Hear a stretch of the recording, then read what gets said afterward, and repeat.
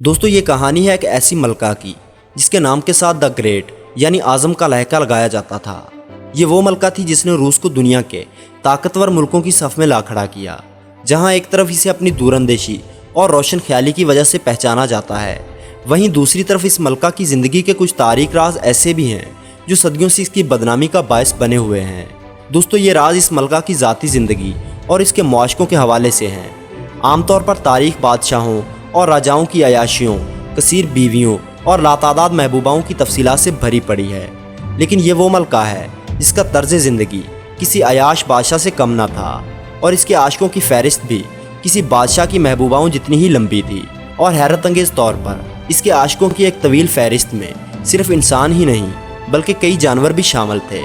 दुनिया इसे मलका कैथराइन द ग्रेट या कैथराइन सेकंड के नाम से जानती है, जिसने रूस पर 1762 से लेकर 1796 तक यानी 30 साल हुकूमत की, जो कि अब तक रूस में किसी भी औरत का सबसे लंबा दौरे हुक्मरानी है। और इन्हीं 30 सालों में इस मलका ने रूस को दुनिया की पिस्मानदा रियासतों से निकालकर एक उभरती हुई कुव्वत में तब्दील कर दिया, जिसे आज तक दुनिया की एक बड़ी ताकत तस्लीम किया जाता है। इस मलका का असल नाम प्रिंसेस सोफी था, जो यूरोप की एक रियासत पर्शिया यानी मौजूदा पोलैंड में पैदा हुई। ये मलका बज़ाहिर तो शाही ख़ानदान से ताल्लुक़ रखती थी, इसके बावजूद इसके घरेलू हालात कुछ खास अच्छे ना थे।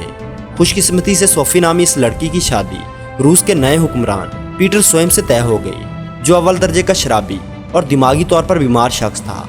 शादी के बाद सोफी पर्शिया से रूस मुंतकिल हो गई और कैथोलिक मज़हब कबूल करने के बाद इसका नाम कैथराइन रखा गया। ये शादी बस नाम की ही शादी थी, क्योंकि पीटर स्वयं को अपनी हसीनो जमील बीवी में कुछ खास दिलचस्पी ना थी।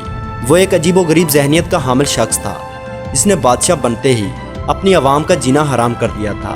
दूसरी तरफ कैथराइन अपने दो आशिकों सर्गी सेल्टिकोव और गैरिगोरी ओवरलोव के साथ रंगरलियों में मसरूफ़ थी, जो उस वक़्त रूस के आला और मुअज़्ज़ज़ अफराद तस्लीम किए जाते थे। 1762 ईस्वी में कैथराइन ने अपनी इन आशिकों की मदद से बगावत बर्पा करके पीटर स्वयं को तख्ते हुक्मरानी से उतरवा दिया और कुछ अरसा उसे कैद में रखकर कत्ल करवा दिया, ताकि इसका शौहर इसके इक़्तिदार में कोई रुकावट ना बन सके। तख्त नशीन होने के बाद मलका कैथराइन ने रूस को यूरोप के तर्ज पर इस्तवार किया। हुकूमती इंतज़ामात के साथ साथ ये मलका तमाम दौरे हुकूमत में मुकम्मल तौर पर अपनी अयाशियों में डूबी रही। हर रोज़ नया आशिक बनाती और इस पर खूब इनाम कराम की बारिश करती, यहाँ तक कि इसने अपने असर व रसूख का इस्तेमाल करते हुए अपने एक महबूब आशना जोसेफ पोनियाटवेस्की को पोलैंड का बादशाह भी बनवा दिया था। ये मलका तमाम उम्र शहवानी ख्वाहिशात की लत में मुब्तला रही, यहाँ तक कि इसके ज़ेर इस्तेमाल कपड़ों, महलात और फर्नीचर तक से इस बात का अंदाज़ा लगाया जा सकता है कि यह मलका किस हद तक जिनसी हवस में मुब्तला थी।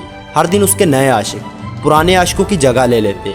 इसके आशिकों में सबसे मशहूर शख्स रूस का फ़ौजी अफसर ग्रिगोरी पुटिमकन भी था। इस शख्स के मलका के साथ नाजायज़ ताल्लुकात इक़्तिदार में आने के बाद कायम हुए।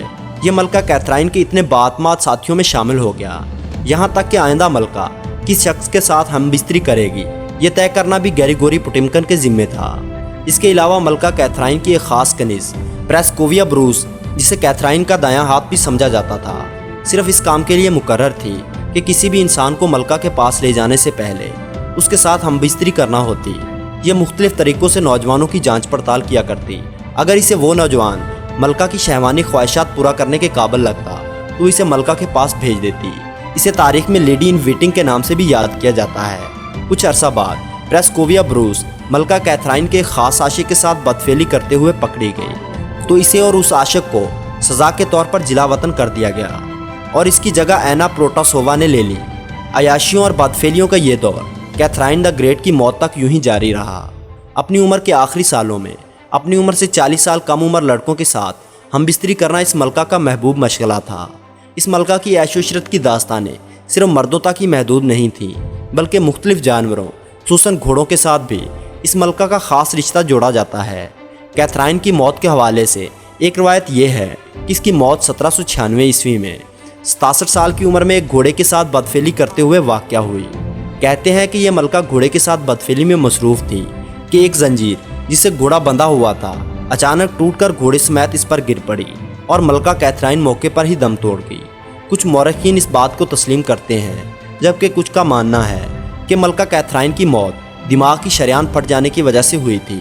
हकीकत जो भी हो, एक आम इंसान اس ملکہ یعنی کیتھرائن دا گریٹ کی زندگی کا مطالعہ کر کے یہ اندازہ لگا سکتا ہے کہ اس ملکہ کے جنسی جذبات کس حد تک پہنچے ہوئے تھے، جن کے آگے عیاش بادشاہوں کے قصے بھی چھوٹے محسوس ہوتے ہیں۔ تو دوستو، یہ تھے ملکہ کیتھرائن کی زندگی کے کچھ تاریک راز۔